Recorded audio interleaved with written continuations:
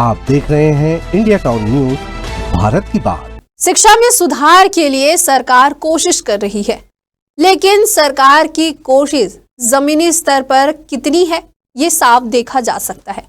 ना तो स्कूलों में बैठने लायक कमरे हैं, टपकती छत, शिक्षक विहीन क्लास जैसी बुनियादी समस्याएं आज भी सिस्टम को मुंह चिढ़ा रही है। वहीं एक मास्टर जी 8 कक्षाओं में भला अपने अध्यापन सेवाएं कैसे दे पाएंगे और बच्चे कितना पढ़ पाएंगे? ऐसे में भला कैसे आगे बढ़ेगा इंडिया?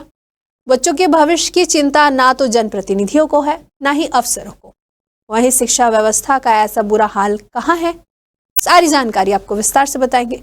बने रहिए इंडिया टाउन न्यूज के साथ और मैं हूं आपके साथ रंजना राज। मामला मध्य प्रदेश के उमरिया जिले के पाली विकास खंड की तन्वी ग्राम पंचायत का है। तन्वी पंचायत की शासकीय माध्यमिक शाला चंदनिया में शिक्षा व्यवस्था दम तोड़ती नजर आ रही है। इस स्कूल में पहले से 8वीं तक के लिए मात्र एक शिक्षिका पदस्थ है और वह भी प्रधान पाठिका है।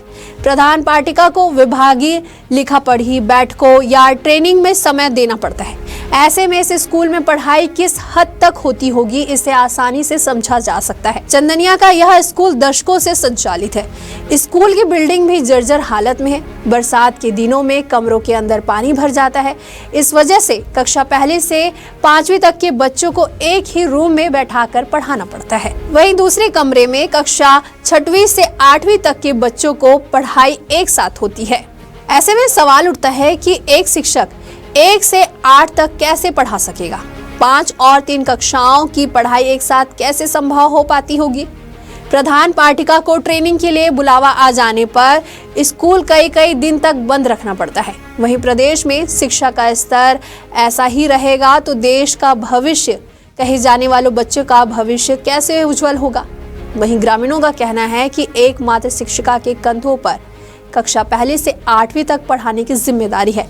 शिक्षक ना होने की वजह से इसका असर बच्चों के शैक्षणिक विकास पर पड़ रहा है। एक शिक्षक कक्षा 1 से 8 तक पढ़ा सकती है? नहीं, क्योंकि और एक शिक्षक है और वो भी अभी प्रभार मतलब कहना चाहिए हेड मास्टर है, उसका ट्रेनिंग होता है, कहीं यहाँ आना जाना हो जाता है, तो ऐसी परिस्थिति आ जाती है कि स्कूल में ताला लग जाता है सर। तो ऐसी स्थिति में जो है तो बच्चों की पढ़ाई बहुत डिस्टर्ब होता है। ऐसे में मुश्किल समझ में आ रहा है कि ये ऐसा नहीं हो पाएगा। क्या परेशानी का सामना करना पड़ रहा है फिलहाल? सर एक्चुअल में दिक्कत ये है कि मान लो मैं हेड मास्टर हूँ, तो आए दिन प्रशिक्षण होता है और अभी फिलहाल 15 तारीख को मैं उमरिया गई थी BLO ट्रेनिंग में, तो स्कूल में ताला लगा था। अब परिस्थिति ये आ जाती है कि बच्चों के पास भी चाबी रहती, मेरे पास भी। जैसे कभी कभी मान लिया नदी आ गई तो थोड़ा 10-5 मिनट आगे पीछे हो जाता है तो बच्चे खोल लेते हैं। और मेरे को ये लगा करता है मैं ट्रेनिंग में जा रही हूँ, बच्चे आए यहाँ खेल रहे हैं और कोई किसी को मार दे, गिर जाए तो रिस्पॉन्सिबिलिटी तो मेरे ऊपर आएगी। तो मैं ये चाहती हूँ कि यहाँ पे और शिक्षक भी नियुक्त किए जाएं। ऐसा नहीं है कि चंदनिया स्कूल के इस बदहाली से बड़े अफसर अनजान हैं। सब कुछ जानते हुए भी प्रशासन के द्वारा व्यवस्था सुधारने के लिए कदम नहीं उठाया जाना निश्चित ही चिंता का विषय है। अब देखना होगा कि उमरिया जिला प्रशासन चंदनिया की शिक्षा व्यवस्था सुधारने के लिए क्या पहल करता है। ये खबर हमें भेजी है उमरिया से राहुल शितलानी ने और इसे अपने शब्दों से संवारा है इंद्रचंद जैन ने। फिर हाजिर होंगे एक नए विषय के साथ। मुझे दीजिए इजाजत। नमस्कार।